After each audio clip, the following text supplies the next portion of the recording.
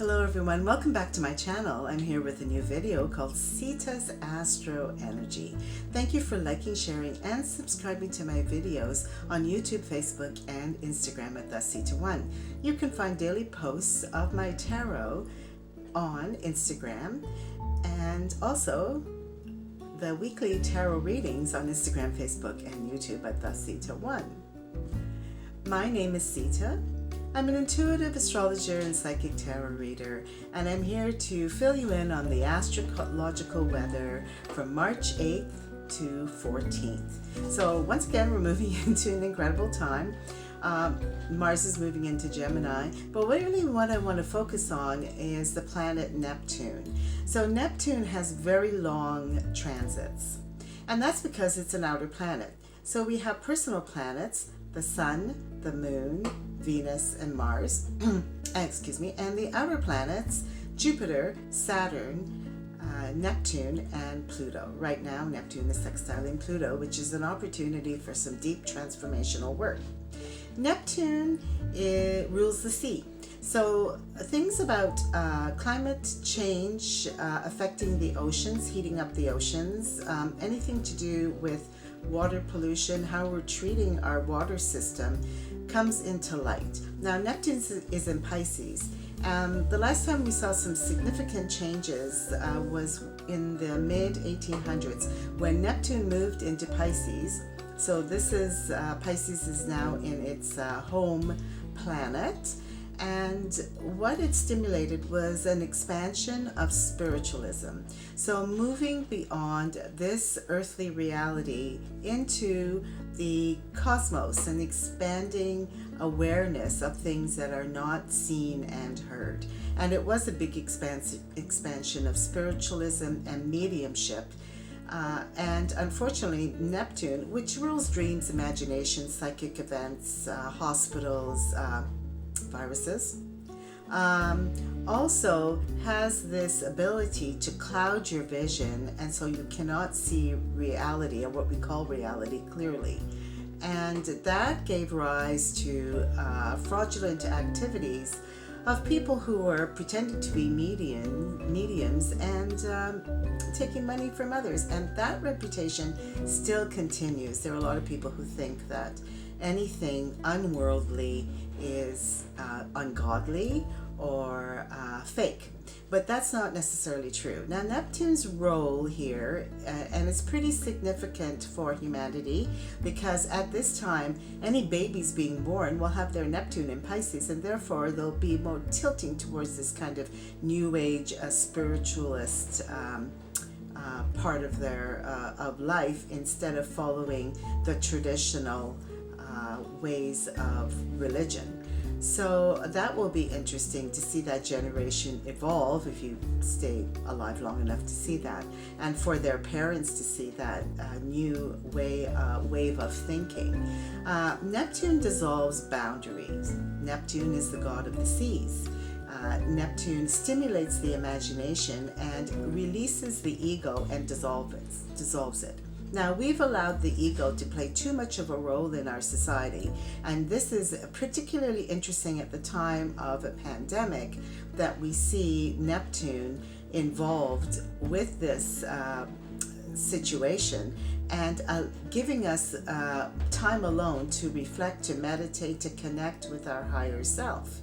So it's a pretty significant time for humanity and for the consciousness, with all the movement in Aquarius, through Aquarius, and Neptune in Pisces. There were significant events that happened in the 1800s having to do with slavery and countries looking for freedom from a strict authoritarian rule throughout Europe, and other events too that led people to want to break free of the status quo and to enter a place where they were free to allow their imagination and creativity to be stimulated. But like I've said before, you have to be careful when you're trying to live the dream, that you keep yourself grounded and keep yourself conscious of your actions.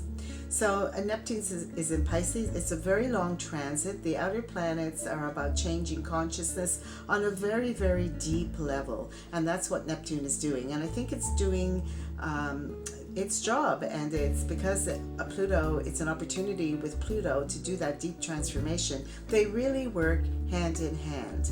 And if you allow this part or stimulate your own creativity and your own spirituality, you'll find new directions and new freedoms in your thinking and what you feel your future will bring you, and comfort emotionally to your spirit.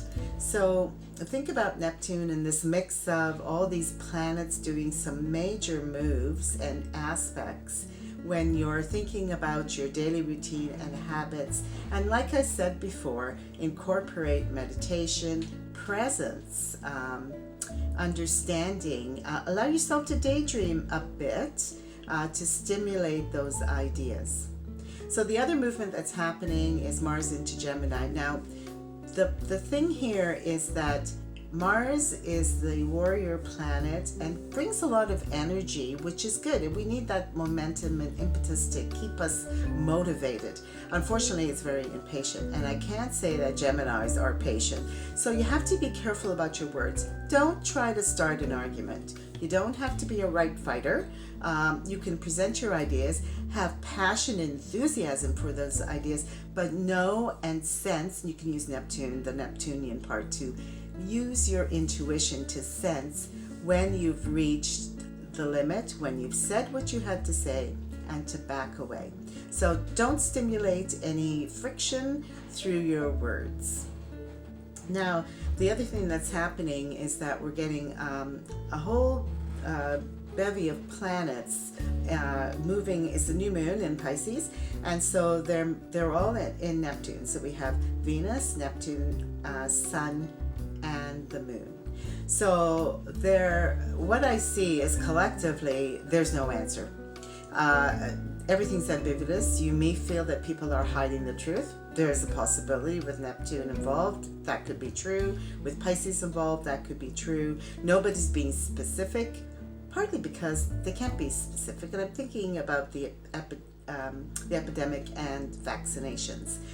But at the same time, it's forcing us to all step back and get out of wanting things to be the way we knew they were before and wanting them to be the same in the future. So dissolving those ideas, removing some of our boundaries and restrictions to a new world, and being more accepting and compassionate. And I think for our society, that's a great thing.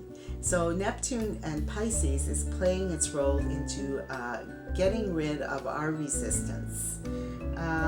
And Uranus, well, it's still in Taurus. It's also going to be there a while. So you can see that these planets are making their major transits. They're aspecting one another. Uranus is stirring things up globally. We're seeing a lot about Bitcoins. I think that's related to Uranus in Taurus. And so there's people want their everyday life to have a bit of freedom, but Taurus wants to stick there and have the tried and true, do it the way they've always done it. Well, that's not going to happen. They'll have to try to find some unique way of finding that security, and that's what Uranus is telling them. And we still have Mercury in Aquarius, but it is about to move to Pisces. So you can see the shift. We go from forward thinking, humanitarianism, dealing with the collective humanitarian effort, and we're moving into Piscean, relaxing, floating around, and not really having a direction. So that's really a big shift. But it's stimulating thought into a way that helps others, and both Aquarius and Pisces are those signs that help the collective.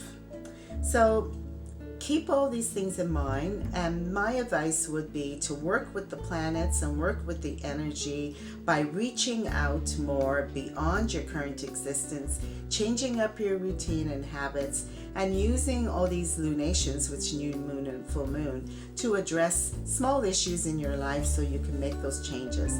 And remember to stay compassionate, not only to yourself, but to others.